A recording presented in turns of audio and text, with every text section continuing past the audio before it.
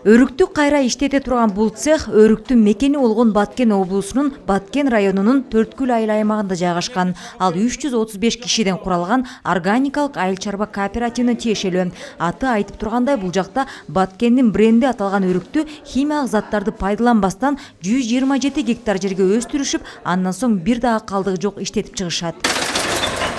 Табиатка аяр мамиле жасаган мындай өзгөчө долбоорлорду сунуштагандар бүгүн Бишкек шаарындагы жергиликтүү деңгээлдеги тажрыйба жана потенциалдуу мүмкүнчүлүктөр аталышындагы жергиликтүү коомчулуктардын климаттык форумуна чогулушту. Алыскы Баткен облусунан келген органикалык айыл чарба кооперативинин жетекчиси Турсунали Төлөмүшев да катышуучулардын арасында бар. Бүгүнкү күнү өрүктөн эч нерсе калдык калбайт. Бардыгы өрүктүн ошол майы сыгылгандан кийинки калдык, дайнектин калдыгынан да андан скраб жасап атабыз. Андан сырткары ошол жанагы буга чейин отун катары колдонуп келген, табигатты бузуп таштандырып алып келген жанагы сөөк, өрүктүн сөөгүнү кайра иштетип скраб жасап, ошол кыз келиндерге косметикага тартуулап атабыз бүгүнкү күнү.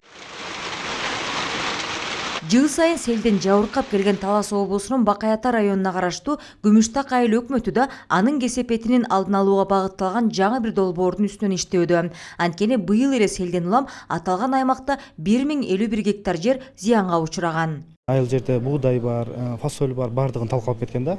Ошол жерде тоодун борун жайын жакын жайгашкандыктан биз ошол жерде тозуу боюнча бүгүнкү күндө ушул күзгү эмеге азыр октябрга жанагындай тал тиректер тигүү боюнча алдын ала иш чара көрүп атабыз. Себеби ошол келаткан селди ошол момент тозуп калуу боюнча бүгүнкү күндө ошол боюнча райондук өзгөчө кырдаалдар башкармалыгы менен биргеликте ошол селди алдын ала тозуу боюнча бүгүнкү күндө тал тиректер тегүү иштерин жүргүзүп атабыз. Климатка өзгөрүү байланышка биз дагы ушул кунарсыз жерлерди иштетсе болот. Кандай иштетсе болот?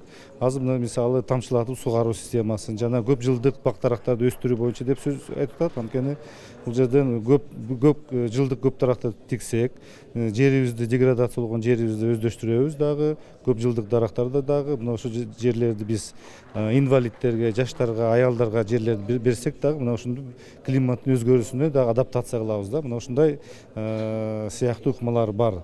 Ошентип Кыргызстан 2030 жылга карата парник газдарынын чыгарылышын 44%га кыскартуу максатын коюп жатат. Ал эми 2050 жылга карата көмүртектин нейтралдуулугуна жетишүүгө аракет кыла турган болууда.